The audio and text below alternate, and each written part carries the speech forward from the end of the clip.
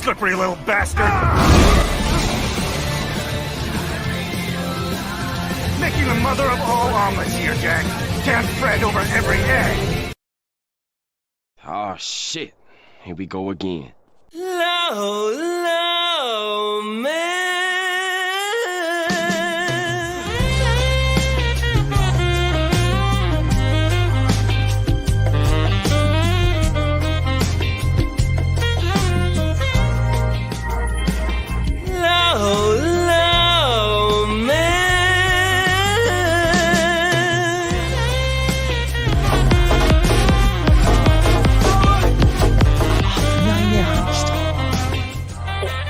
You like contracts, right? You're a contract guy. I read contracts instead of conventional pornography, yes. Welcome to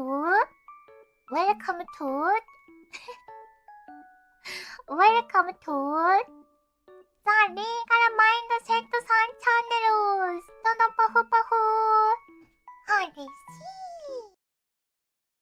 What's up, everybody? It's your boy Andrew Esquire here today. Not scuffing the stream, but impromptu in the stream. I know it's a random time. I just posted this on X and on Locals like 10 minutes ago. I set the stream a couple minutes ago, so I know people are trickling in here. We're starting a little slow, but it's good to see everybody. Of course, I'm Andrew Esquire, American attorney over here in Asia, still traveling, still not back in the home base, but I'll be back on Monday my time, so 2 days from now, in time to cover the Boone trial, which I will be 100% covering. There's a chance there's 1 or 2 days where I may have to take an off day, or rather not an off day, but maybe I'll start at noon. I'll start after lunch. But other than that, I should be covering that trial mostly, so you can look forward to that. That'll be a fun one. It's been a while since I've done a trial stream, so we're going to see how it's going. And how's my trip going? It's going very good. It's business related, so it's good to get meet clients and get business done here currently in Thailand. Soon in Korea, in like 2 weeks, I'll be in Korea, which is awesome. But yes. This is Legal Mindset. We teach you to be your own judge. And we've got already some base support from one really, really base gentleman, and that is Angry Canadian. Yes. Thank you, brother. Appreciate you. Owe you a drink next time I'm in Osaka, right? By the way, everybody who's still in Osaka, because I've seen a lot of people visiting now, like from the US, like shout out to Sayu. She was like, it's so hot, it's so humid, it's still crazy, which is kind of funny because the weather's actually been kind of cooler here in Thailand. So I think Thailand might actually be cooler than Japan in a weird twist, right? But thank you so much for that, Angry Canadian. Appreciate you. You are indeed a Chad. Also, want to give a quick shout out for everybody who received those. Please say thank you to Angry Canadian if you receive one of those. But also, make sure you are dropping the new Amo Legal Nyan set. Let's talk about that before we start. I want to give a giant shout out to Alicia. So I just literally stopped by last night in her chat to say hi. It was the end of the night. I thought I was like going to go to bed soon. I was debating doing an impromptu stream, but I was so tired. I felt the quality wouldn't be great. I ended up just in her chat, and all of a sudden I'm becoming an anime kitten banana. And I don't know what I did. I guess I just said hi, and the chat was like, make him a banana. And this happened, right? In case you missed it, here's the larger version. This happened. There are 2 different versions of this, both of which are quite adorable. There's the amiable one, and there's the angry one. I like the juxtaposition of the dollar, but I'm happy when there's dollar signs. And when I see money as a typical lawyer, I am happy. When I am not happy, it's flames. It's flames. But great work from Alicia there, making me into a banana, which was absolutely hilarious. It was so fun. And now it's an emote. So if you want to use that emote, you can go ahead and drop that in the chat. It's a miniaturized version of the happy banana, which is this one. Very cute, though. Very, very adorable. Big things for Alicia. She draws these things scary fast. Very adorable from her. And once again, this is why I love the VTubing community, because they do fun stuff and they're actually talented people, right? They're actually talented whether it comes to singing, whether it comes to gaming, whether it comes to commentary, whether it comes to drawing, rigging, etc. It actually is pretty awesome. So shout out to her for that. That's the new member emoji, Nyanset. So that is available for all y'all to drop in the chat. The stream is going to be bananas. You better believe it. Yes, and if you didn't miss that detail on the model, let me zoom in real quick because I think some people may have missed this little detail on the model. It's kind of a cute detail. I'm holding a cease and desist. So, and it's got like a paw print. Now, she was going to write it out, but like it's better to write C and D. It makes it clear with little paw print. So good. Such good details. They also wanted to make sure they included, I think, beard stubble. So that's the stubble right there, right? But the eye detail, that is money right there. That is money. Great stuff. Really fun. And Angry Canadian, welcome as a member. Appreciate you becoming a member of the RPG, the Replay Gang. That lawyer look, yes. That's my lawyer stand. All right, so we've got 2 lawsuits today. I'm going to ask you guys, which one do you want me to start with? Because I'm happy to do either. They're both kind of the same thing. They're both reviewing complaints. They're two totally different cases, but it's both me going over the complaint. I'm going to read through it. So we've got 2 separate lawsuits today. We've got Destiny 2, which is being sued for copyright infringement. And then we've got Nascar. Now, both of these were Nascar and Michael Jordan, right? So both of these were audience requests. So once again, this is me giving the people what they want, right? But obviously here today, I'm willing to give the chat, because I'm a man of the chat. I'm willing to give the chat control over which I do first, and I'm happy to cover either first. We'll see what the chat says. Vote in the poll. Also, there are some VTuber topics I need to cover in terms of like YouTube bans. Sorry, you got that right there. In terms of YouTube bans, there's some Twitch stuff. There's some other legal stuff that's going on right now with other companies that I need to cover. That'll probably come on my next stream. So my next stream will probably be VTuber related. I was going to do a Star Wars stream, but I'm waiting. I'm thinking I might want to wait till there's a legal update in one of the cases before I do it. So I have one I could do. It seems a little bit premature, but next one's probably a VTubing stream, to be honest. The next stream. Very next stream. Also, I'm trying to raid folks at the end, but it's weird, the way the system works in YouTube. It doesn't often show you who's live right now. So when we get to the end of the show, I'll ask you guys recommendations for who we can raid, who we can go check out, who's live right now, because some people are, some people aren't. Now, not every channel has it turned on where we can redirect them. So I have to test if they allow me to redirect to them. I know some corporations don't allow that because they can consider that hate, or they consider that targeting or whatever else. But hopefully there's ones that do. For example, I know that FaZe doesn't have a problem with it, but I'm not sure whether I could raid like a Hollow Live, and definitely not an Ijusanji, right? Let's hear Landlocked Seagull for 20 legal mindset memberships. Oh yeah, that's what I like to see. Oh yeah. Yes.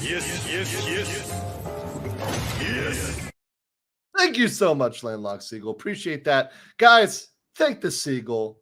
And also the Eagle, by the way. Because Eagle actually, I'm going to have that clip from Legal Nyanset uploaded a little bit later after the stream. I've got to make a thumbnail for it. But that'll be uploaded after the stream. So thanks to Eagle as well for my clipper. And then coming in after that is Bella with another 20. Base Bella, thank you so much, Bella. One of my longtime OGs and good friend of mine and good friend of the channel. Thank you so much. Hopefully you are doing great over there in the UAE, and I very, very much appreciate that. Let's play one here. Let's play one here. Let's do a little Shondo for that. Not a sin. I cannot absolve you. Mega based. Thank you, Bella. Appreciate you. Appreciate you very, very much. And everybody in the chat, hopefully you're now able to drop those Nyan sets.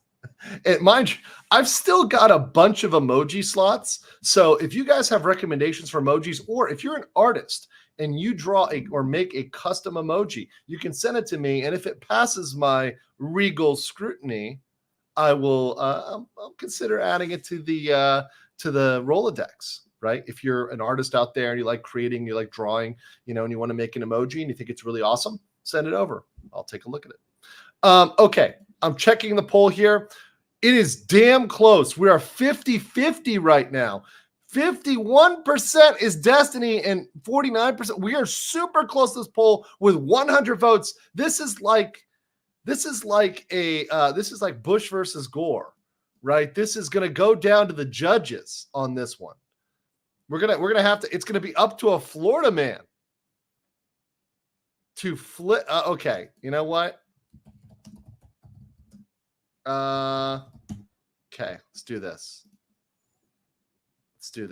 Okay. All right. We're gonna do this. We're gonna do it this way, guys. Since the poll is like deadlocked, the poll is pretty deadlocked. We're gonna do a coin flip. I just Googled coin flipper. So we're going to do this. So heads is Destiny and tails is NASCAR. Okay. So heads is Destiny. Tails is NASCAR. I'm going to do this way. Okay. Destiny wins. Destiny wins the coin flip. People are going to think the flip is rigged. It was rigged. It was rigged. No. The Destiny one is actually a little bit shorter in a way. So I think it will go pretty quick. But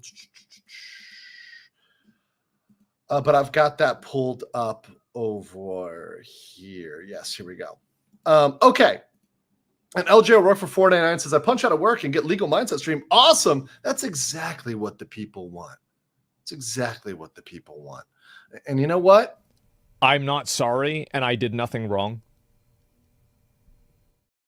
Yeah. Did absolutely nothing wrong. All right. Someone in the chat said it was Destiny. Okay, let's talk about this. We're talking about copyright infringement, and we're talking about Bungie. Everybody loves Bungie, right? Let's do a poll. How much do you love Bungie? How much do you love Bungie? Deeply, mid, or like a special cousin. Okay, there you go. You got three options. There. All right. So this is a lawsuit in the Eastern District of Louisiana. We're Louisiana fresh over here with a lawsuit from Matthew Kelsey Martineau versus Bungie Inc., a Delaware corporation. This is a complaint that is going for a jury trial by the plaintiff, Kelsey Martineau, who has a pen name. We're going to get into his pen name against Bungie. And does 1 through 3, these are does 1 through 3. These are other individuals or entities, right? So Martineau is an individual, a full age majority domiciled in this judicial district of Louisiana. And he is informed or believed that Bungie is a corporation formed in Delaware, located in Washington. And those 1 through 10 are individuals who are either corporate entities, individuals, associates, which are being sued. They sued by him as well, right? They can have people whose real identities are not known. So they're going to seek the identification of those individuals. This is a civil action, so it's not criminal, it's civil, seeking damages and injunctive relief under the Copyright Act. So there we have it. That's the important thing here we got to remember is this is the Copyright Act. So we're looking at fuck you. I'm not trying up for your shit. All right. Trying to make me sign up. That's not happening. You think I won't give you money for this? No. They're trying to sign up for the Copyright Act, right? Someone like lends me their Scribed account. No. They're trying to sue under the Copyright Act. So this is a copyright infringement thing. The subject matter is pursuant to 28 USC 1331. So you're going to have proper subject matter jurisdiction, proper personal jurisdiction, and this over the game. We're going to scroll down. Okay, let's talk about the actual beef of this complaint. So Martin now wrote under the pen name Casper Cole, authored a original work about a unique and captivating fantasy world. Martin now publishes work on the World Wide Web. The work was published at www.wordpress.com. WordPress, a well-known online publishing platform, freely accessible to anyone worldwide via the internet. Okay, real quick. This is where I am immediately skeptical, because when you're saying, okay, it's available via WordPress, right? It's on the web. To assume that everybody has read everything or gotten everything from the web or searched through the web to find these things is a big assumption. The internet is a big place. Making an assumption that people have seen everything on the internet is a lot, right? Also, have any of you guys heard of this guy? I haven't heard of this guy. I haven't heard of this guy at all. Casper Cole, I haven't read any of his stuff, right? So seems to be coming kind of out of nowhere. Like, this came off to me like someone who might have written like a fan fiction and then be suing over a fan fiction they wrote, or some, original piece they wrote that might be long, might not be long, who knows, right? Yeah, nope, never, right? Nope, never. Public domain, no, it's not long enough to be public domain by course of time. And just because you put something on the internet does not mean it public domain, unless you're specifically putting it out under Creative Commons or something where you're giving people a right to use it, right? The internet is big. Yes. WordPress. Yeah. So that's making me press X to doubt. By the way, how much do you love Bungie? 6% say deeply, 41% say mid, and 53% say like a special cousin. We all got that special cousin. And in the words of Alex Jones, look, here's the thing. Fine. Listen, I'm going to be honest with you. I'm kind of retarded. like that cousin. All right. So already this is something that's jumping out to me. They have an online organizational system featuring keyword hypertext links that allow readers to easily search and explore content on WordPress. It's an imaginative work is set in multiple locations, including on Earth, blue opposed planet, as well as other planets. Martinow's work introduces the Red Legion, a military force that is embroiled in an unending cycle of warfare through these locations, including the Land of the Crimson Sky, a territory seized by the Red Legion. Okay, so I'm going to just put something out here. A name like Red Legion is probably not something that you're going to be able to lock down. I'm pretty sure there's like a bunch of real life Red Legions out there in the world, like actual organizations that call themselves the Red Legions. How many Voshes out there and other, internet communists make up their own little groups pretending they're marching on Berlin or whatever the hell they want to do, right? Or Czechoslovakia or whatever they're doing. It's a very generic name. And writing about Earth, okay, that's every story ever. So far, I'm not seeing, once again, I'm going through each bit and saying, is this piece by itself super unique? Is it something that's going to stand out by itself, or is it going to be something you're going to have to put together with all these other elements to say, okay, there's infringement? Because you can look at an element individually, but you can look at it comprehensively, right? If they're comprehensively stealing a lot of things which might be on the line or might not be individually copyrightable, well, then we might have some teeth to it. But when I look at individual elements and they're kind of ambiguous, I'm saying, okay, that doesn't look great. That doesn't look great. All I can think of is red 4. Yeah, how many red X, right? Halo red versus blue. Exactly. Right? How many reds are out there? There's a lot of reds out there. Let's continue. Known for their brutal tactics, which include using flamethrowers, known as flame atomizers, and war beasts called Myogas, the Red Legion wreaks chaos and destruction in civilian settlements. The Red Legion is structured hierarchically with titles like Legionnaire and Conscript denoting chain of command. Okay, so two different things. So if they start using the name Myogas and flame atomizers, then those are more specific. Okay, maybe. But the names Legionary and Conscript aren't his names or titles. So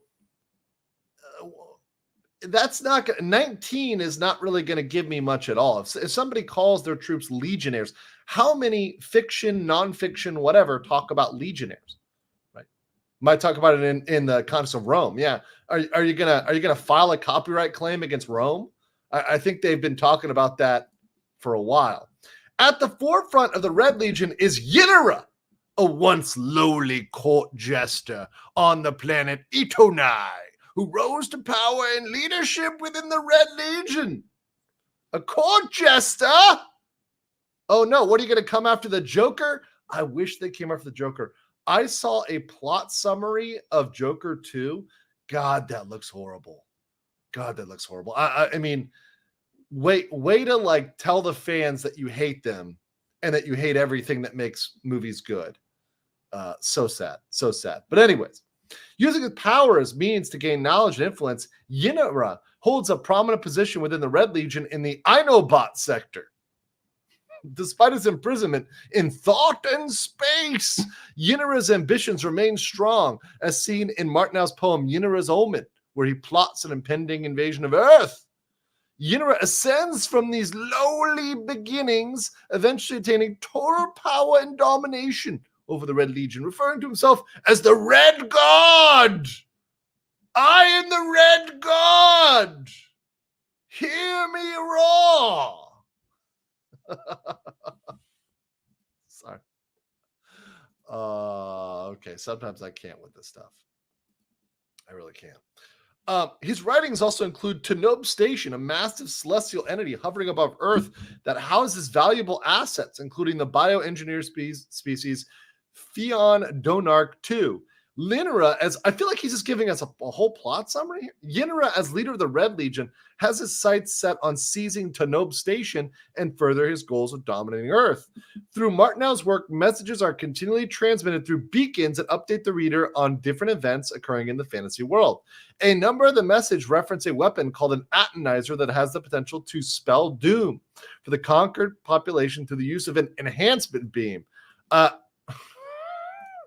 I don't want to know what people are aiming their enhancement beam at. Okay, I think methinks they might be using the enhancement beam inappropriately. Degenerates. You guys degenerates. End of the beginning says this document sounds like a story synopsis or an advertisement. Seriously. I mean, I honestly think he's getting more advertisement from me covering this than he ever has had in his entire life. This is more than anybody's ever heard about this stuff. And it's going to probably be the last time, right? Let's continue. The beacon messages often provide warnings for those in receipt. The beacon is activated using an input panel. Red Legion Analyst Team 232 monitors the activities of Red Legion, including those on planet Earth and planet Galatar. Additionally, Martineau's work introduces the concept of transversion technology, which allows individuals to merge minds and consciousness into different beings across different timelines.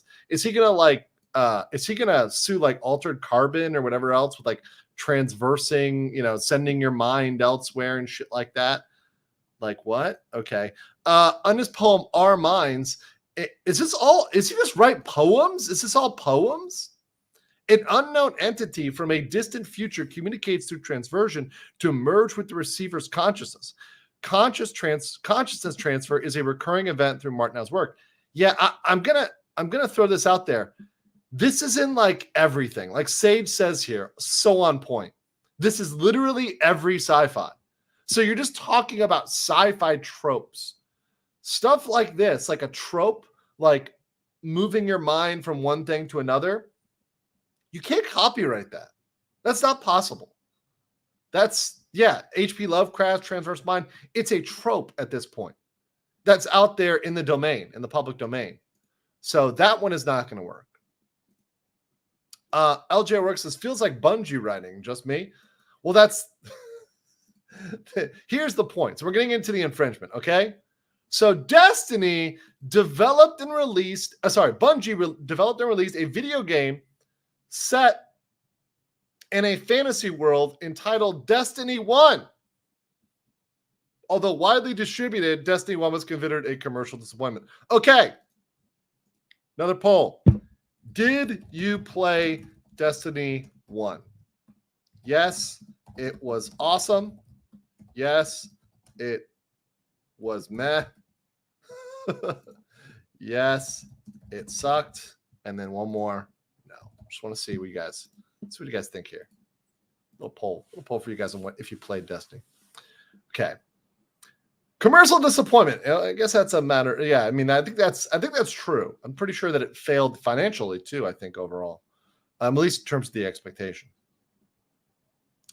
Hold on one second. I want to tweak something in the settings here. Okay. Okay, there we go. All right. Boom. All right. Tweaking the settings. All right. So Bungie then publicly announced the decision to release an entirely new fantasy-based video game called Destiny 2. Bungie set an aggressive timeline for the development and release of Destiny 2, which was to share little, if any, content with Destiny 1. Okay, so it's a new story. It was well publicized that the development team for Destiny 2 was forced to scrap the majority of the work midway through development in order to start over. Bungie had a mere 16 months to completely start over and was required to develop and finalize the game on the release date of September 2017. A retooling included complete shuffling of the development team during the reboot. A number of prominent and longtime Bungie employees left or were forced out of the company. So that is true. This part is true. The game's director was also let go and replaced by Luke Smith, who was brought in to help development of Destiny 2 alongside Chris Barrett and Ryan Ellis. The developers of Destiny 2 wanted to eliminate old content carried over from Destiny 1 in order to focus on entirely new aspects. Smith stated, the scope of what we delivered took a toll on the Bungie team. The grind of working on Destiny 2 was wearing people down. Bungie is an American video game company that is now a subsidiary of Sony Interactive Entertainment. Man, it's almost like when Sony touches stuff, it goes to shit. It's almost like that. By the way, 61% is no. 20% was yeah, it was awesome. 14% said yeah, it was meh. And yeah, it sucks. So amongst people that actually played the game, it seems like if you played it, you either enjoyed it or thought it was meh. Right. If you played it. Also, if you could smash the like button, that'd be much appreciated. Help get us out there. Get us up in viewers. Let's see. So, Destiny 2 encompasses many sub-narratives or seasons that include Red War, Curse of Osiris, Warmind, Season of the Outlaw, Season of the Forge, Season of the Drifter, Opulence, Undying, Dawn, Worthy, Arrivals, Hunt, Chosen, Splicer, Lost, Risen, Haunted, Plunder, Seraph, Defiance, Deep, Witch, and Wish. So there's all these seasons, right? Season. Bungie released Destiny 2, introducing players to a captivating and fantastical world where players must defend the last city on Earth from the Red Legion, led by main antagonist Dominus Gall. Okay, so they're really going off the name Red Legion. Let's be clear. Legion, once again, common name used in history. Red is a color. That alone is not going to be enough. So let's see what else they got here. Players battle an invading force of Red Legion. Red Legion attacks a Traveler, a powerful celestial entity that hovers above the last city, providing light and protection to the last city. The Traveler is straddled straddling, by the Red Legion's war machinery, which includes prominent use of flamethrowers. Oh no, they used flamethrowers. Okay. What are you gonna sue? Are you gonna sue like the World War I soldiers for using flamethrowers? You know, flamethrowers are kind of like a relatively common weapon and known weapon in the scores of warfare, that they exist in real life. So once again, the fact that somebody uses a flamethrower, a known weapon, not even a made up weapon, like a known weapon, not going to get you there. Dominus Gall, the ruthless leader of the Red Legion, claims the Traveler and its light belong to him. As the players traverse the war-torn last city, the player must fight off war beasts and eventually board ships to battle the Red Legion. So the fact they use war beasts, you know what's a war beast? You know what's a war beast? A horse or an elephant. All right, explain this to me like I'm retarded. That won't be that hard. So yeah, that's once again not looking good. Pizza 294 says respect my copyright. How about no? Nicholas says the old lawsuit against Paramount over Star Trek Discovery using space bugs had more street cred. Yeah, there's ways to make it more similar, and I think a space bug, there's more of an argument about that because that's kind of unique because it's got to breathe in space and shit. But the fact that people ride animals to war is common across civilizations. Yeah, they're going to sue Hannibal? Like what? Like they're going to... Come on, man. Come on. That's... All right. Dominus Gall and his lieutenant admire their new asset, the Traveler, with plans to use its power to install Gall as the emperor of a conquered land. They confront a prisoner, the speaker for the Traveler, who refuses to choose Gall as his representative. The caravan of ships heads to the European Dead Zone with the goal of reaching the Shard of the Traveler. The players must fight through the Red Legion to reach the Shard, with a light from the Traveler invigorates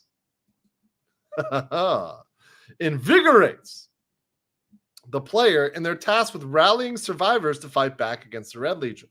The players must traverse the mines, the salt mines. Listen, the children crave for the mines. And we all know, on Legal Minds, on this channel, we are expert salt miners. There's a lot of salt out there on the internet, and we are mining it. We are mining it. Emotional damage. We're always mining. We're always mining that saltiness. All right. So you have to fight off enemy fallen and find a way to power an elevator. Oh, an elevator. Is he going to claim that elevators are his intellectual property too? After exiting the mines, players must hand over a booster and activate a beacon that shares a message from Zavala, a leader of the Guardians. The message describes the loss of the last city and advises remaining Guardians to rally on the planet Titan. Throughout the game, the ultimate goal of the Red Legion remains constant: to capture the Traveler and use its light to empower Dominus Gall. Indeed, the Red Legion forms the backbone of the entire storyline that unfolds in the infringing game Destiny 2. Although Destiny 2 offers an immersive and thrilling game experience that keeps players on the edge of the seats, the game is based directly on source material. Okay.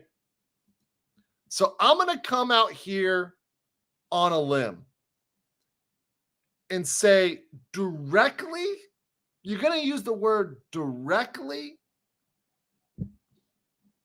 because I've got questions about the directness of that.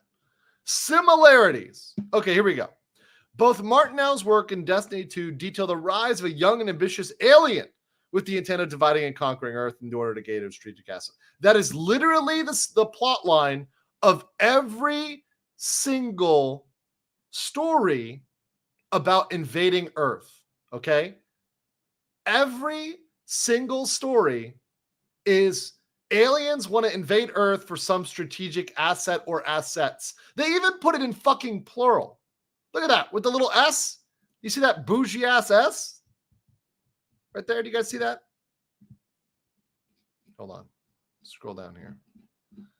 Or scroll back up, rather. Sorry. That S? Come on. Come on, guys. So they don't even know how many assets they're copying or they're needing to conquer, whatever. Characters involved in both works display very similar attitudes, histories, and mindsets, none of which are copyrightable. You can't copyright an attitude. Like you couldn't copyright stoic. You can't copyright sassy black woman.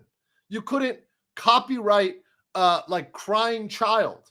You couldn't copyright like shyster lawyer, right? You can't copyright these things. So an attitude, a mindset, that's not something you can put and say, no, this is mine. You can't have any snarky character because I put a copyright on snarky characters. Bro, seriously? Iked says, I was in that game since the beta. A lot of the factions have some elements where they were introduced. The Red Legion was based on Mars. That's right. Yeah, exactly. That's logical. I didn't even know that, but based on Mars. Yeah, that makes sense. Why didn't he mention that? Well, probably because that wasn't the reason why they were called Red in his story. Right? And he's trying to make them seem more similar. Let's continue. The rise of Dominus Gaul from Destiny 2 replicates the rise of Overlord Ynera from Martinow's work. They're both urged, guided, and assisted by outcast mentors, scholars to overthrow leaders and rise to power with the intent of invading Earth. That's literally, are you going to sue Star Wars? That's the plot of Star Wars. There's an outcast mentor, the Sith, and they guide people to rise to power to invade the universe. So you're going to sue everybody for that? For an outcast teaching you to take over the world? By the way, those outcasts that want to take over the world? Not a sin. I cannot absolve you. Mega based. I'm just saying maybe the Jedi are wrong. That's all I'm saying. Maybe they should have taken an L. Maybe the Empire would have brought in some order, some stability. In Martinow's work, The First Defense and Destiny 2, rebels fend off Red Legion invaders on Earth against backdrops of burning settlements, ravaged streets, and utter chaos. The tactics of both the alien Red Legion invaders from Martinow's work and Destiny 2 mimic one another. What they mimic people in a war, burning settlements, ravaging streets, and chaos. That's literally every war story. It's every war story from slinging rocks to Gaugamela to Thermopylae to Yorktown, all the way up to Vietnam, Afghanistan, everywhere. Burning settlements, ravaged streets. That could be Italy, that could be Israel right now. It's every single war or conflict has that sort of thing. The tactics mimic each other. What, by invading? In both works, the leaders are driven by hubris and desire for control. That's literally every single villain. They're driven by the perceived weakness of the opponent. So hubris and perceived weakness. I think that's the downfall of almost every single evil character. The evil trope is that the weakness of evil is hubris. Evil is powerful, but evil gets cocky. So on almost every story, if it's a straight up fight between good and evil, and it's just based on power level, evil will win. Because on paper, evil is stronger. However, usually the plucky good guy finds a chink in the armor. It's like David and Goliath, right? Evil is usually Goliath, good is David, right? And you're trying to find a chink in the armor, a way to bring down the bigger force that on paper is stronger, right? I've read a lot of fucking stories, by the way. I happen to be. Let me play the 10-minute clip. Hello, what up, nerds? I'm a nerd too, okay? And I've read a lot of fiction. I read a shit ton of fiction. In fact, I read so much and I consume so much fiction, anime, whether it's just traditional fiction, science fiction, anime, that I know these story tropes, right? They kind of ring through. It's like I can tell you how almost all isekais start, right? In both works, technology is described in identical ways with parallel uses and ethical dilemmas. That's the story of technology. Technology is all about parallel uses and ethical dilemmas. That's just the nature of technology, right? Yeah, Yuri Lillian says all fandoms are now guilty of copyright. Exactly. Weird Bard Sales says you cannot copyright evil alien overlord. Yes, that's a trope. This is going to get thrown out so hard. We're not even done, but this is ridiculous. The fact that there's anybody that would pen this is insane. Landlocked Seagull for €5 said he wrote sci-fi so generic that he can sue any franchise in his mind. I think it's mostly in his mind, though. I think these similarities are stuff that he's seeing and seething about, right? And I'm sorry that your work sucks and you're not making any money, but that's because you suck, bro. Get good. Skill issue, bro. Skill issue. In both works, the Red Legion is described as a ruthless, powerful, invading force driven by malignant goals. It is only through cooperation and coordination the rebel resistance fighters can hope to defeat the malevolent Red Legion invaders. So it's only through plucky cooperation and the power of friendship being magic that the villains can be defeated.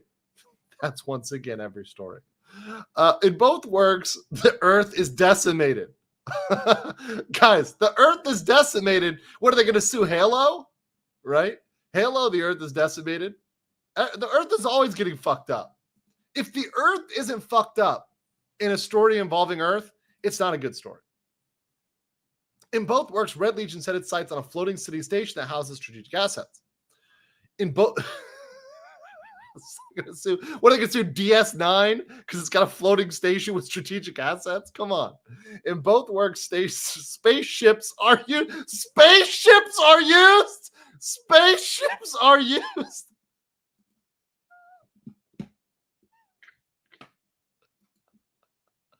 Oh. No.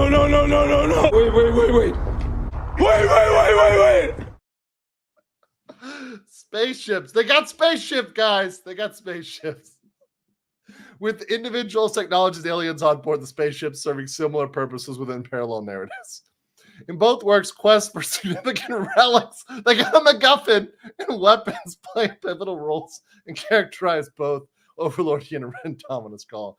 In both works, they're interested in super weapons that can change the tide of the war. Oh my God, super weapons. Are they going to sue the Austrian painter for going after super weapons? Like, come on. We need the super weapon. Are they going to sue Dr. Evil from Austin Powers? Both works focus on concepts relating to consciousness transfer and ethical dilemmas. Okay, very common. There's a table. Oh my God. Let's see. In Martinel's work, we observe the rise of a young and ambitious male alien with malignant desires. The plot commences with Yenra on the alien world of Scion V in the Tetran Nebula Canyon, a dangerous and unforgiving gas-filled canyon on the planet, serving as a young jester in Daon, Sinestra's court, taking instruction from a secret mentor, Lord Xenobar. Lord Xenobar is a scholar. In Destiny 2, we observe the rise of a young and ambitious male alien, Dominus Gall, on a dangerous wastelands of the Cabal homeworld. Toratal, found as a young orphan, he was taken a disgruntled member of the court, named the Council, a former advisor and scholar who had fallen out of favor, like Lord Xenobar is a scholar. So somebody is a scholar and they're an alien. That's a male. That's the only similarity. Male aliens and people are scholars. Look out, Arrowhead. Helldivers 2 is next. Yeah, exactly. You could sue Helldivers for this. End of the beginning for 5 says, is he representing himself? If not, how much is the lawyer billing him? Because it probably is enough. We're going to look at whoever is on this because I don't even know. I haven't even gotten to the end of this. This is my first read through. I read the first paragraph and I waited because I wanted to get my genuine, this is my true reaction to the bullshit of this. Okay, hold on. Let's see how much of this is here. Okay. So a lot. We're not reading through the entire plot here. I'll read one more. Oh, let's read about the enhancement beam. Because I feel like the enhancement beam is, you know, it's sufficiently degenerate. While elaborating on the enhancement beam within the narrative, Casper receives a message which outlines a specific failsafe designed to reverse the impact of the enhancement beam and change the surrounding physics for a considerable duration. Subsequent to a cutscene, the player is set off to locate other members of the team. While doing so, he encounters a failsafe and artificial intelligence integrated into the crash colony system on Nessus. Accessible through the control panels within the ship, she serves as primary interface and operating system for managing its functions. Failsafe assists in shutting down the power source at the origin of the Vex portal system. This isn't even close. Like, what the fuck are you talking? So, literally, he's trying to sue because a device has a failsafe. I hate to break it to you, bro, but many devices have a failsafe, right? It is quite common. All right, I want to scroll here real quick for a second. Okay. Let me see here. I want to see how they jump this, because this is a lot. It's 53 pages. Right? 53 pages. Right? Of attempted copyright infringement. Okay. I'm going to scroll here real quick. Okay. Yeah. So I just want to see if I'm seeing anything new after these factors come here. Okay, no. So I'm going to call it. We're going to call it on this one. I think we've put enough time into this bad boy. This is insane. This guy is not winning this lawsuit, right? So I don't need to get past that part at all. By the way, Orsigo, congratulations on 6 months. Thank you. This is an example, by the way, guys, of a nuisance lawsuit, of what's called a nuisance lawsuit. So this is exactly what you would think of with somebody who's suing to try to get money, right, for this. Now, I'm going to look up this lawyer because he actually has a lawyer. Dear sweet Jesus, he has a lawyer, right? This was filed by Ted Anthony. Let's see. Of Babbitt. Let's see. Okay, hold on. Ted and I got to look him up manually. Let's do Ted and Anthony, Louisiana attorney. All right, let's get this guy. Got him. Found the lawyer. Okay. So Ted Anthony, old Ted, over here trying to get this one. Ted, the founding partner, the law firm of Babineau, Posh, Anthony, and Slavich, practicing in the area of intellectual property and oil and gas law. He's an old man, right? Now, it seems like he actually has some credentials. He's been practicing law since 92. He's a registered patent attorney. He graduated from Loyola. He was on Loyola Law Review. Okay, that's all right. But why are you filing these shitty lawsuits? That's my question. Ooh, mahogany. Well, if they have a mahogany table. Okay, so it looks like a small, like 1, 2, 3, 4, 5, 6 lawyer. So super small, family style, local law firm, which is fine. In fact, many of those local law firms can be great. This one did not file a great complaint. In fact, this is almost sanctionable because it's so bad. You should know a basic of copyright law. I am not a copyright law specialist. I'm not an IP specialist, but I did take in law school IP law and copyright law as electives, right? And a basic is that you cannot copyright themes. You cannot copyright ideas, right, that are vague and general and out there. You also can't copyright things that have been in the historical record forever. It's not possible. It's not possible. So this is a clear L. So we got to move on to the Jordan lawsuit. Why am I not surprised about Bungie and lawsuits? Well, this one actually Bungie will win. This is one Bungie will win. So for the Bungie haters, they're not. This isn't the silver bullet that takes down Bungie. I know. You thought the alien overlord was going to be the lawsuit that brings down Bungie. It's not this one, boys. It's not this one. Nicholas Atkins dropped 10 legal mindset membership. Yes. Hello, beso de pato, man. Thank you, Nick Atkins. Appreciate you very much for that. Thank you. And if you received any gift memberships, please say thank you, not just Nick Atkins, but everybody who's been so generous to donate today. Much appreciated with all the new members, 61 new members, almost 69. We're 8 away from 69. We could have 69 new members. And, I'm just saying, that would be fitting. Degenerates. You guys degenerates. Close. We're close. Just an inch more. Just a tip, and we'll get to 69. All right. Bella said 27 months. Oh, how time flies. Thank you. 27 months. It's great to see people still here after this long and sticking around. I really love it. It's really great. And this journey that I've had covering all the topics I've covered, from starting covering trials to moving over covering Disney and then covering VTubing. It's been a crazy journey, but I absolutely love it. I love it. Everyone in chat have a great rest of the year.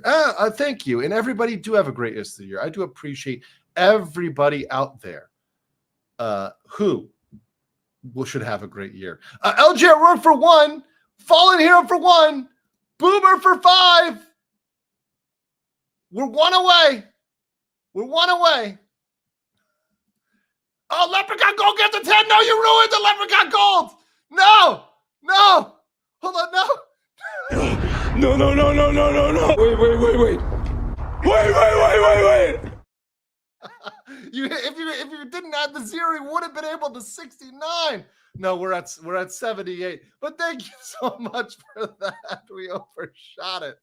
Oh, we broke it. We were so close. It's like membership edging. Somewhere out there, people are like,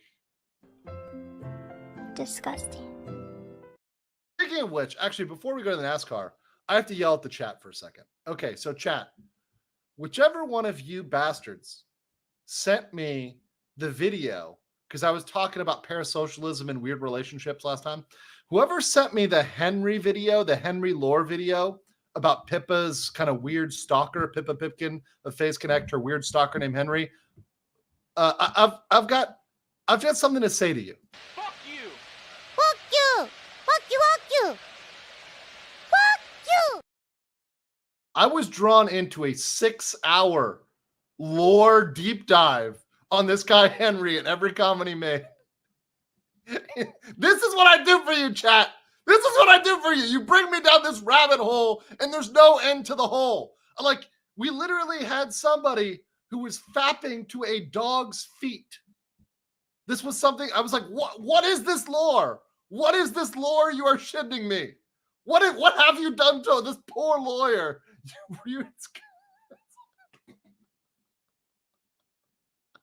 Oh, God. Japanese Demon Lord Obari says, most folks who think they're creative are not. Yes. Also, Sebastian Mueller! Holy shit! What the fuck? Thank you. No, listen. I cannot absolve you. Mega based. Deeply appreciated. Vielen Dank, Sebastian Mueller. Thank you so much. And everybody who got those, thank you. Please drop the legal neon set memes, or the emojis, not memes, but it's an emoji now. Legal neon set is going to be available for so many other people because Sebastian. So thank you, Sebastian. Chat, say thank you to Sebastian. There's going to be a lot of neon sets in the chat now. Thanks, Sebastian. He's gonna end the gift war. Overkill. It's like fatality. The gifting shall end here. There shall be no more gifts here. We are a land of no gifts. Patrick said, you guys are degenerate, and I love you for it. I love all you guys. It's fucking great. It's absolutely great. All right. Let me make sure. Everything's good here. All right. Tech says, reminds me of a story where a lawyer argues in intergalactic court that Disney owns the idea of using super weapons to blow up planets, Star Wars, and therefore an alien overlord cannot blow up Earth. Yeah, that will be weird. That'd be really weird. All right, let's get to this lawsuit, this NASCAR lawsuit. Now, I'm not going to read the whole thing, but I'm going to read just the kind of intro here. And then we're going to kind of talk about this as a general claim and how this is going to work out. So it's probably about 10 pages in the introduction here that we're going to read through, and we're going to get into the principle because it's 46 pages and a lot of it's kind of dry. So we're going to get into the balancing and the law involving this with NASCAR. But yeah, this is ridiculous. That lawsuit wouldn't work either. Also, LCPL Anime Guy says, if you want a good video about fruit situation, I'd recommend Big Micah C situation video on it. He does on Gundam, dropped a video about fruit given an experience. Yeah, I honestly think I covered everything I need to cover about fruit. Frankly, I appreciate a lot of you reached out to me and said I covered the fruit situation well. I wasn't trying to just like empty-headed drama farm it. I was trying to talk about the law. I was trying to talk about the bases that might be considered here and other considerations that we have to think about. So I came at it from a legal standpoint. I know a lot of people have personal opinions, whether that's because they really love fruit or they hate fruit. And I get that because it seems like there isn't much middle ground. There's either people that were like really crazy stands for fruit or they're just antis. And there was like very few people that were undecided. There were some people that maybe if you're not in the VTuber world, you don't know about fruit or you don't have an opinion. But most people in the VTuber sphere have an opinion one way or another. And there were deranged people on both sides of that. The fruit simps were really deranged. They were attacking me on my stream before I even started my stream. And then the antis were making threats in people's DMs, which was fucked up. They were also attacking other creators who really have nothing to do with it directly, people like Iron Mouse, which was really fucked up. Like, why are you going to go after Iron Mouse? She has nothing to do with this, right? Like people are responsible for themselves, not responsible for others that way. So it was a weird situation. Somebody said, is there a need to revisit? As far as I know, there's no extra legal stuff that came on that I need to analyze that's new. I think I already analyzed everything that's out there in terms of the documents. So I'm pretty sure in terms of what's legal, there's not much else. I think there might be some gossip, but there's other channels that do that. I focus on or try to focus on the legal or corporate issues, right? The larger systemic issues that are going on that broader than just, ooh, I've got the tea, right? And by the way, I see so many chats that I like fruit, but I'm not nuts. I'm not saying everybody's nuts.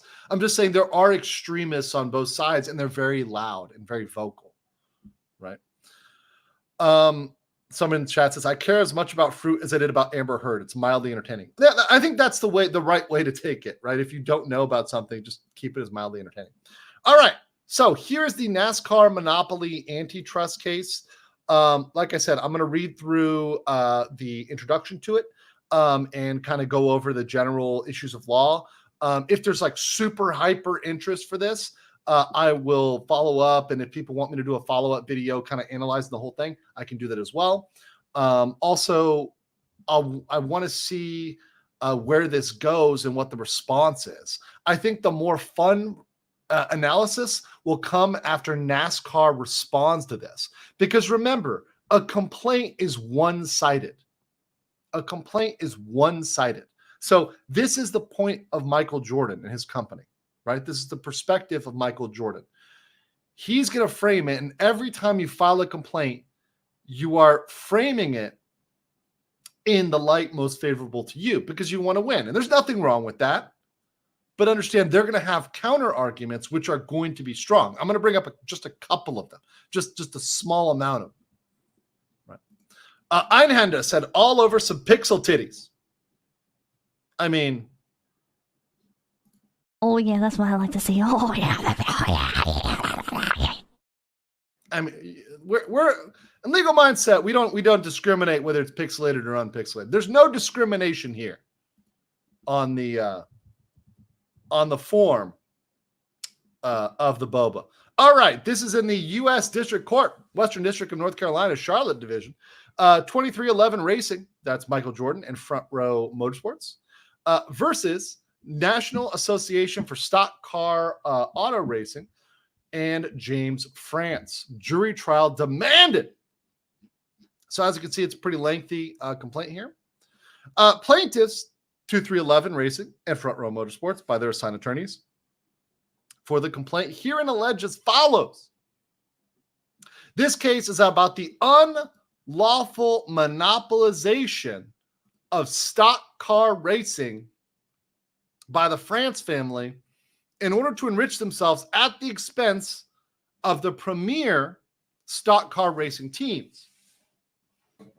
And that the fans came out to see and the sponsors and broadcasters value. The France family has realized the monopoly profits through its ownership and control of the National Association for Stock Car Auto Racing, NASCAR, which has exploited its economic power as the sole premier stock car racing organization in the U.S. NASCAR races are the #1 motorsport events in the U.S. While no other motorsport series comes close in broadcast ratings, live gate attendance, rights fees, and corporate sponsorship revenue. Oh, also, real quick, I realized that this has background music. I didn't think about that earlier.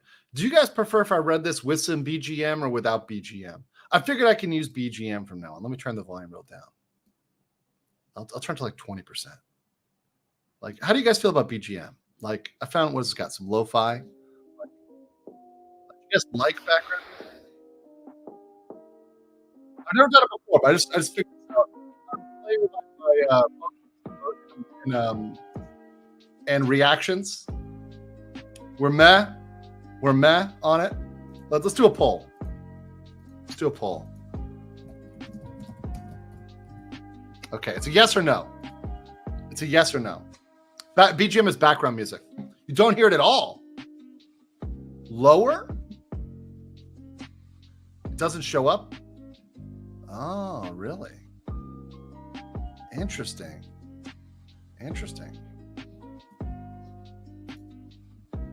My mic sounds fucked up? It messes with my audio. Okay, so let me kill it.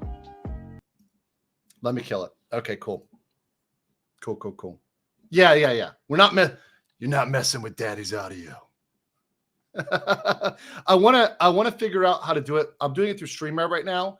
I'll mess with OBS, and I think when I can loop it through OBS, it'll be cleaner. I think it's a StreamYard feature that's not ready for prime time. It's not ready for prime time. We'll try it on another stream. Better audio setup? Yeah.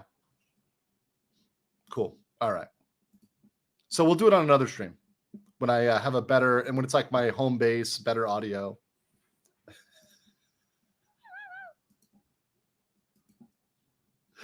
Okay. All right. Back to the regularly scheduled program. Okay. So the France family controls everything. We got it. Okay. NASCAR is a #1 motorsport event in the U.S. with no other motorsport coming close. So like F1 or IndyCar doesn't come close in terms of broadcast ratings, live gate attendance, rights fees, or sponsor revenue. The dominant position has not been created by superior product or skill of the owner. It is a product of anti-competitive and exclusionary practices that NASCAR has employed to protect its premier car racing known as the Cup Series from having to compete with any other premier stock car racing series. The France families use NASCAR to acquire and maintain ladies and gentlemen. Spelling error. Monopoly. Position over premium stock car racing teams through other anti-competitive actions, acquisition of other racing circuits and racetracks, and anti-competitive agreements that restrict the availability of racetracks that are suitable for premier stock car racing. Monopoly rules regarding the exclusive use of specialized next-gen cars and non-compete restrictions that prevent premier car racing competing in the Cup Series from also participating in races outside NASCAR circuit. So this is kind of summarizing, but in all of this, I do think there are some things that are going to be more subject to scrutiny. So when we talk about non-competes, these are not very favored. Right? So that's where you're going to get towards, okay, hold on. Because every time you're doing an antitrust analysis, you're doing a balance of pro-competitive and anti-competitive, right? But also like allowing markets to do as they will and allowing people, if you make a successful business, to have a successful business. Right. So there's a balancing there, but non-competes are not very favored. Founded in 1948, NASCAR's business model has been based on a principle of independent stock car racing teams investing their own money and time for the opportunity to compete. Whatever teams put in, NASCAR argued, would be rewarded with the glory of race wins. Yes, the glory of winning the race, the glory of the championship. You shall bask in the glory, right? Even the most successful racing teams have left the sport with little to show for it, at least not in their wallets, while the France family profited handsomely. Unlike major professional sports leagues like the NFL or NBA, which are owned and operated by the teams, NASCAR has been privately owned by the France family, including current CEO and chairman James Jim France. By exporting its they did it again! Wait, is this a word? Okay, I am being gaslit into believing this is a word. This is a word. Hold on. Monospiny. What? Oh, wow. I learned a word. Okay. You know what? You know what, guys? Legal mindset. Look, here's the thing. Fine. Listen, I'm going to be honest with you. I'm kind of retarded. Okay. Definition. We're going to go to definition because we're going to need to explain this one. I did not know that was a word. I did not know that was a word. Big L. L's in the chat for legal mindset. Okay. From Investopedia. A monospony is a market condition in which there's only one buyer. Because there's only one buyer for a good or service, the buyer sets the demand and therefore controls the price. Monopolies, like monopolies? Pasonies? Monopsonies? I don't know. Monopsony. We'll do that. Monopsony. Like monopolies, are inefficient to a free market where supply and demand regulate prices to be fair to consumers. Perhaps. Okay. Big L. Legal monopoly.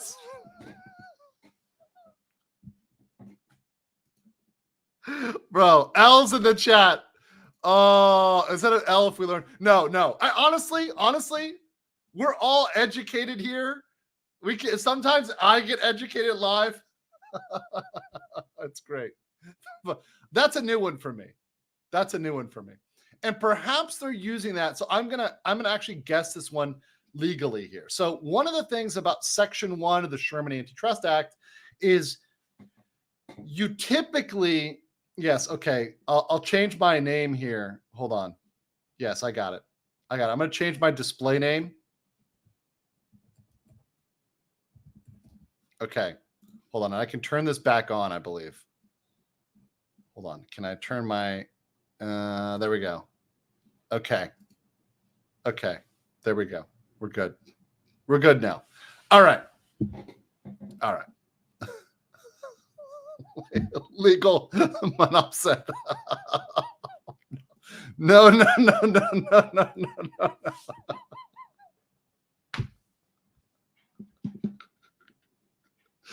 Oh no. Oh God. Okay. Sorry. Okay.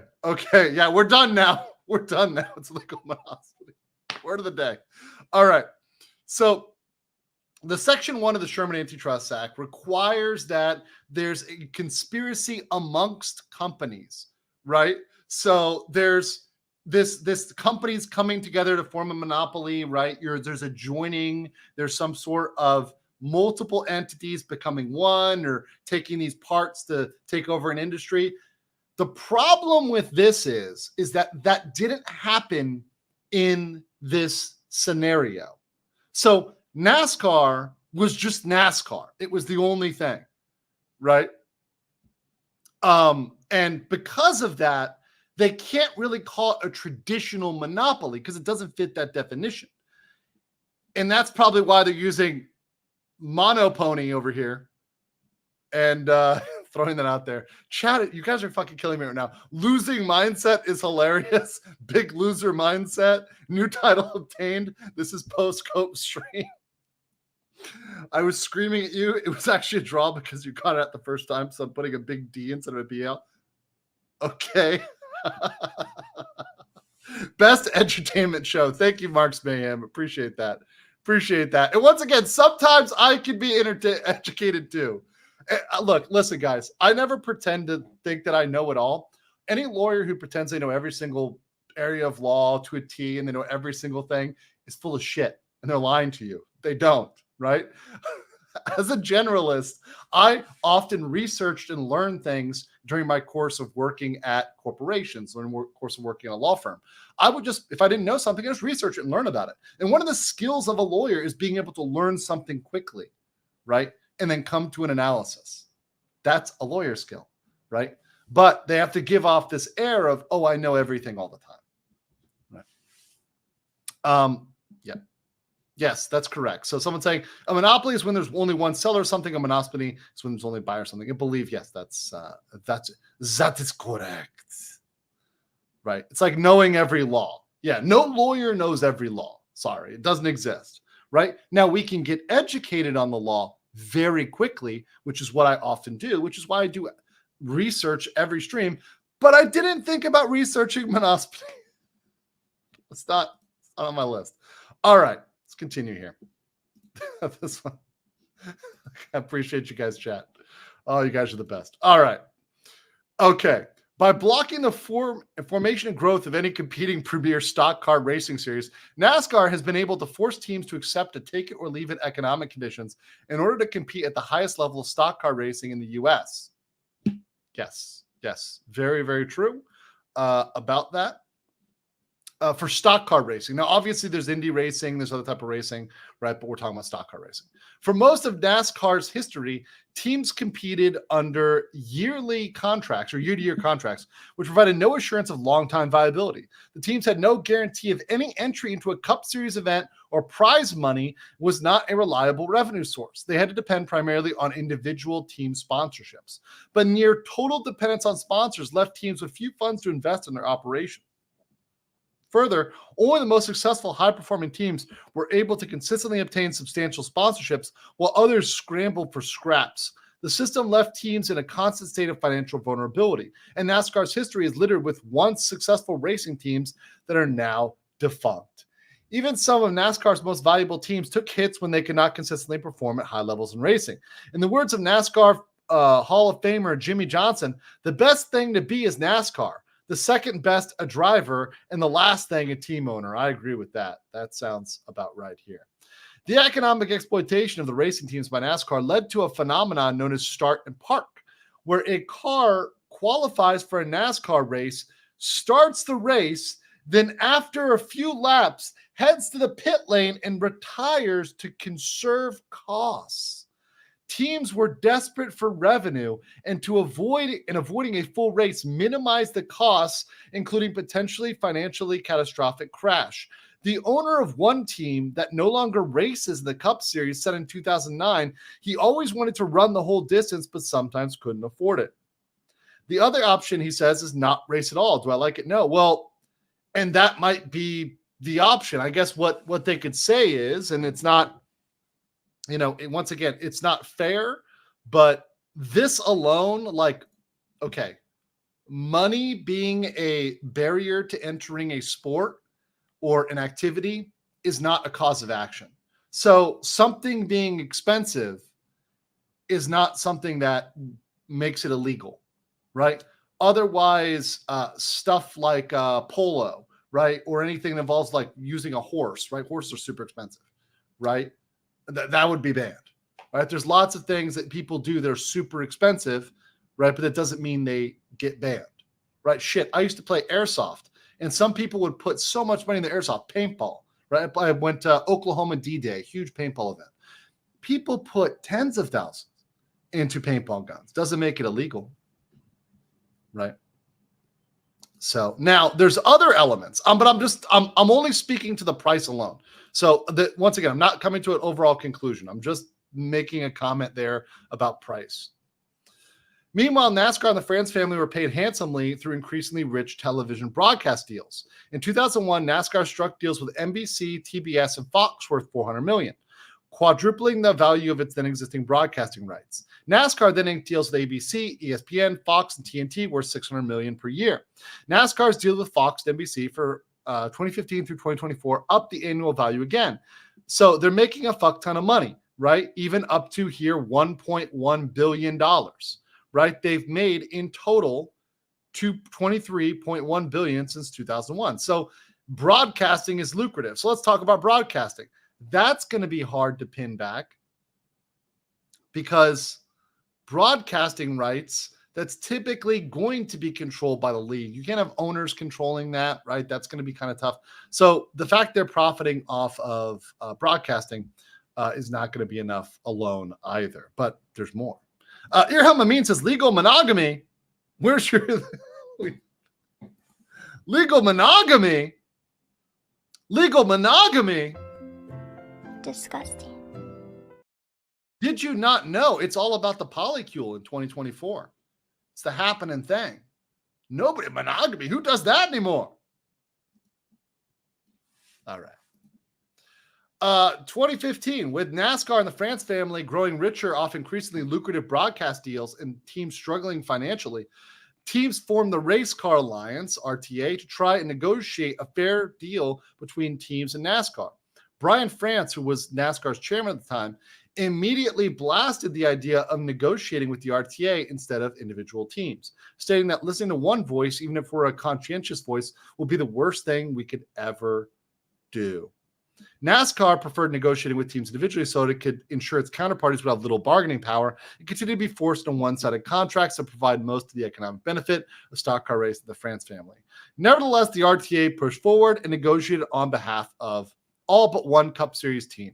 They eventually agreed on implementing a system in 2016 under which NASCAR entered into charter agreements with Cup Series teams that would guarantee each charter car entry into every Cup Series race for the term of the charter agreement.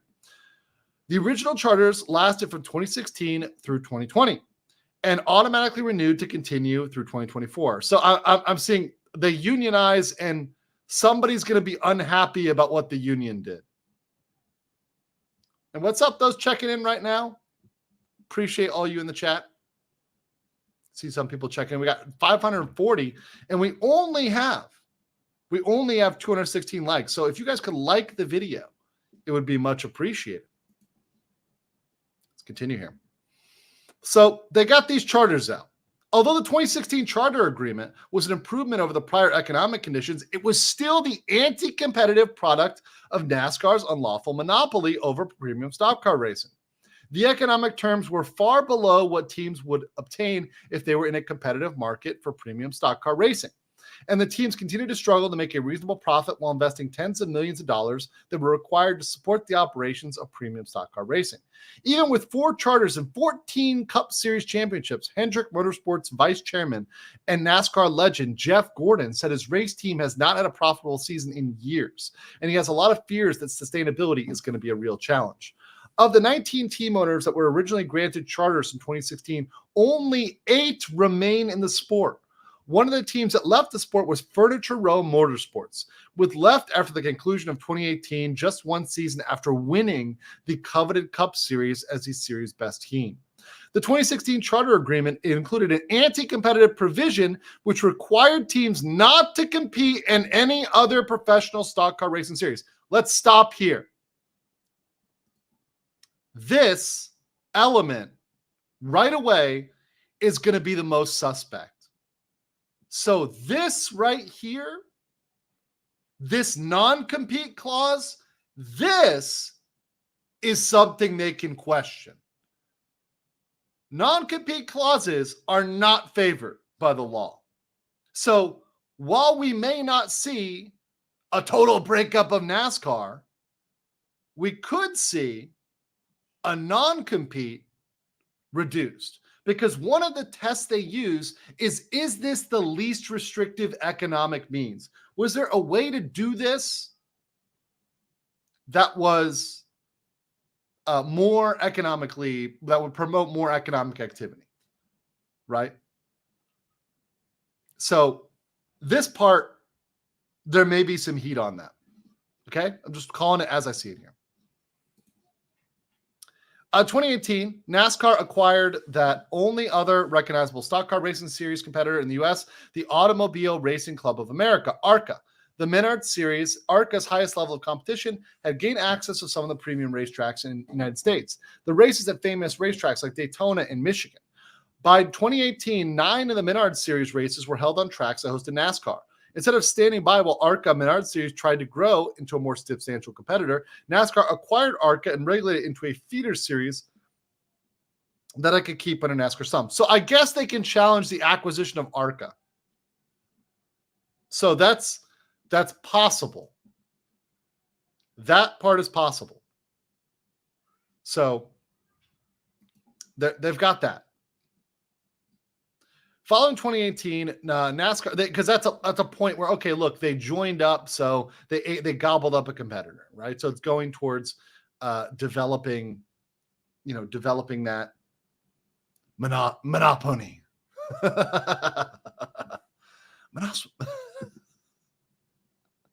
Monosity.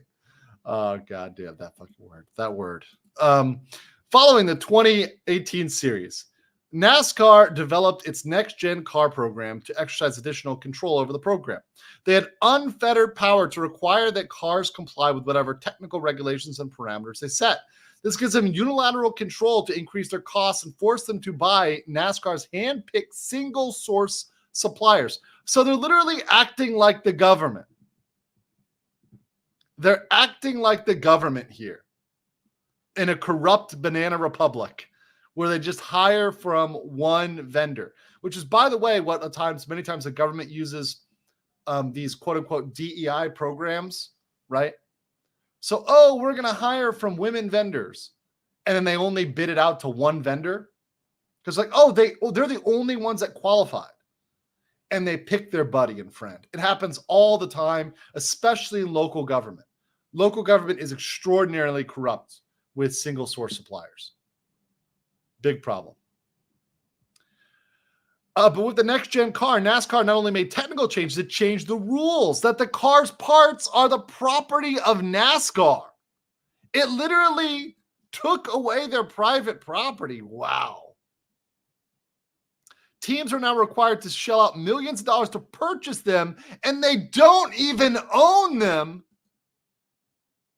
NASCAR, this is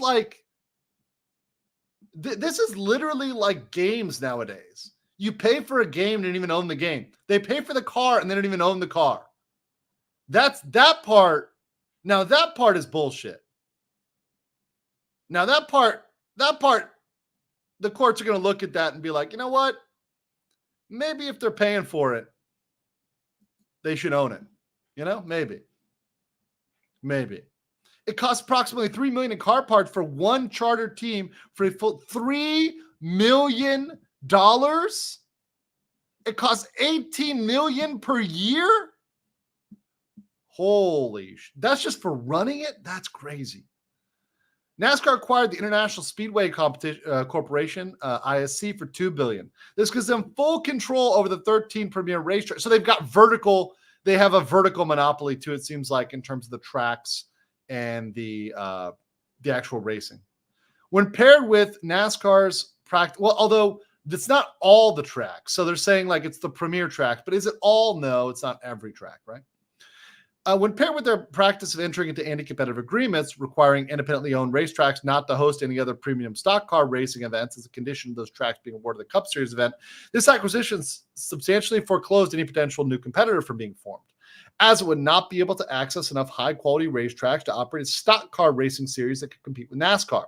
NASCAR has continued to employ anti-competitive restrictions on top-tier racetrack access through today to prevent any competitor from entering the market for premium stock car racing in the U.S. By continuously employing anti-competitive restrictions on race car access, restrictions on teams competing in other events, and anti-competitive acts, NASCAR has unlawfully maintained its monopoly position for offering a top-tier stock racing series in the United States in violation of the Sherman Antitrust Act. So, this is the act under which all the monopoly laws fall, the Antitrust Act. No stock car racing team can compete at top-tier level in the U.S. without accepting the anti-competitive terms that NASCAR imposes. I want to note a couple terms here they're throwing around, which are popping out. They're throwing out top-tier and premium. Okay, so that's one thing I think the court is going to question. So it's going to question, like, why are you making these qualitative differences? So it is possible to compete. You would just be at a lower level, right? You would just not be premium or top tier. You'd be the Bush Leagues. You'd be the minor leagues, right? Might be some argument there. Also, obviously, I know a lot of you are probably going to say this, but some people are going to talk about IndyCar. Some people are going to talk about other forms of racing. Now, they make a point of saying stock car. So saying this is only stock car racing, which if you're talking about major stock car racing, true. Beginning in 2022, with the 2016 charter set to expire, the racing teams tried to negotiate through a joint negotiating committee to obtain a fair charter agreement. While plaintiffs, here comes Michael Jordan, and other teams came to the table in search of a fair deal that would allow well-managed teams to have a chance to compete for a championship and make reasonable profit to justify their investments. NASCAR's objective, directed by Jimmy France, was to use its monopoly power to impose a new set of anti-competitive terms on racing teams and generate further monopoly profits from the France family. After the joint negotiating committee presented a number of proposals for improving the economic conditions of racing teams, NASCAR did not accept them. They decided it would cease negotiating on a joint basis. They informed racing teams it would not engage in any further joint negotiations and insisted they negotiate separately. NASCAR's objective was once again to impose a host of anti-competitive terms on racing teams that would enrich NASCAR and the France family while forcing them to accept a more onerous agreement than would be available if not for the continuing exclusionary restrictions and other anti-competitive actions used by NASCAR to prevent the entry of any competitor and therefore prevent and preserve their monopoly power. The individual negotiations were completely one-sided. NASCAR refused to budge from any of its core negotiating demands. Then, with little warning, they sent a final take-it-or-leave-it version of the 2025 charter agreement to the teams at 5 p.m. on September and said they had a 6 p.m. deadline to sign a 100-page agreement or risk not having a charter. What the fuck? That's Niji Sanji level right there. That's Niji level. And you see what these people do? You see guys, when I saw this pattern, I've seen it before. I have seen corporations try to pull this shit. I've had people try to pull this shit with me. They send stuff at 4:50 at the end of the day, or like 6 or even like 6 o'clock at night, because they want you not to read it and the deadline is tomorrow. The deadline is like, the deadline is 5 o'clock and they send it at 4:50. And they're like, oh, look at my edits. Yeah, Sayu had the exact same thing happen to her. NASCAR X Niji, the collaboration you never thought you needed. Black company on wheels. You buy indeed. Crazy, right? Insane. Maria Trujillo said, I knew NASCAR was evil, but damn, yeah, this is actually fucked up. And that's some like evil shit when you get the level of doing that. After the initial outrage from the teams, Jim France started calling teams to tell them NASCAR would extend the deadline to midnight. They're gonna give. You gave him another 5 hours, 6 hours. Oh man. Oh, that 100-page agreement to send to the lawyers at night to read. Right? But it would eliminate the charter system altogether for 2025 and beyond if a substantial number of the teams did not sign.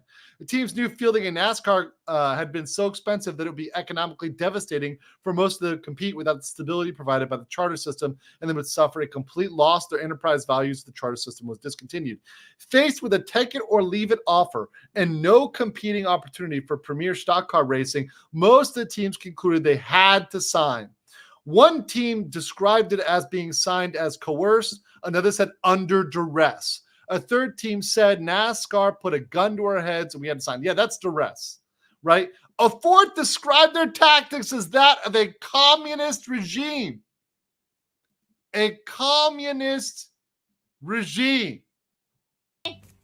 Hello, Peso Department. It's pretty good there.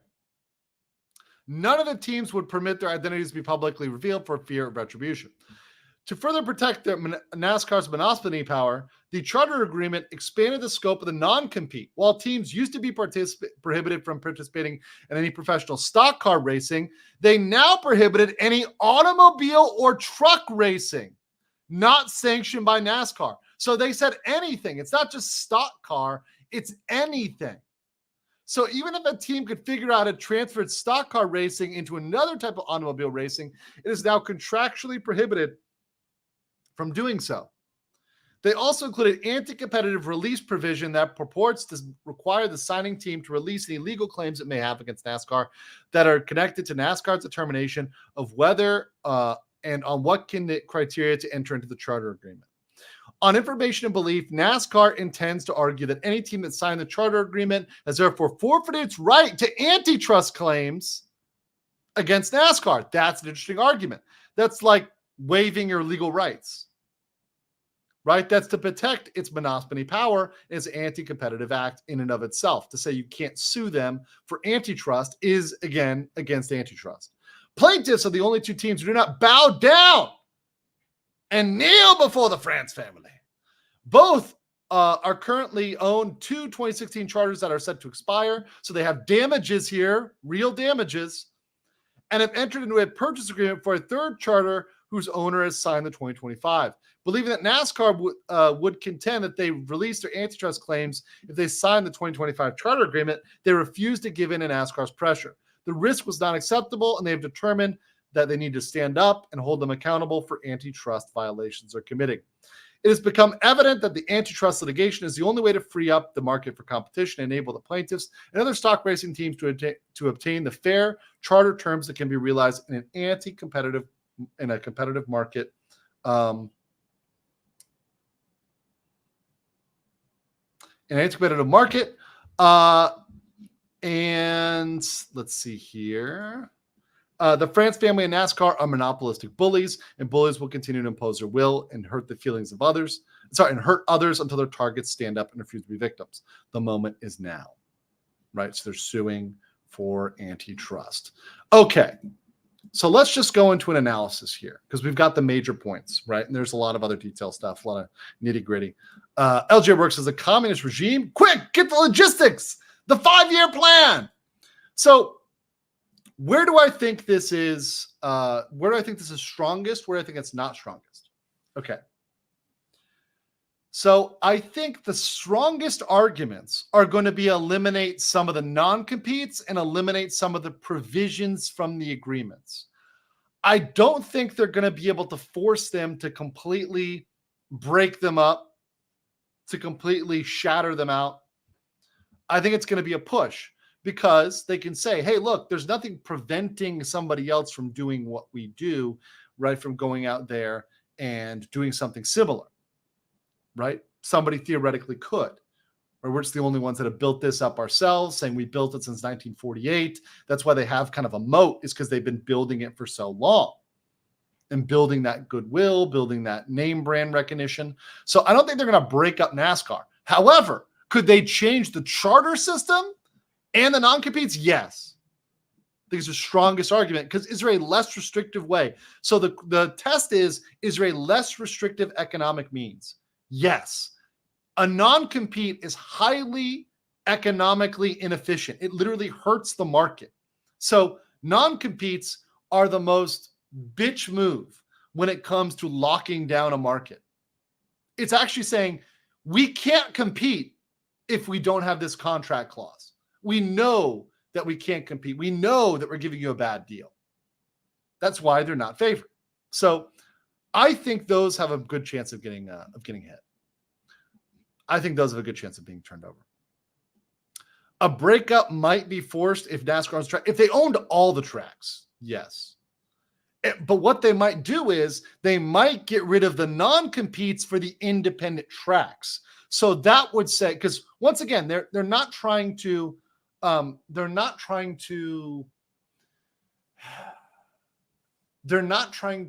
completely break them up unless they have to. Like they don't jump right in to breaking up a company. They try to do something less than that. So the incremental thing is to say, okay, all these non-competes you have, we're going to get rid of those. Someone asked, are non-competes illegal? In certain contexts, but actually that's even being challenged now, right, in court. So that's being held up. But we're not talking about an employee-employer, right? You can have agreements between businesses that are legal when that wouldn't be legal employee to employer. Okay? Cool? Cool. What's up, everybody on locals, by the way? Max says, hello. Good to see you. Good to see you guys over there on locals, Danielle and Max. Cool now here in Japanistan, 20 degrees. Oh, cool. Well, with that, guys, your boy Legal Mindset is hungry for some dinner.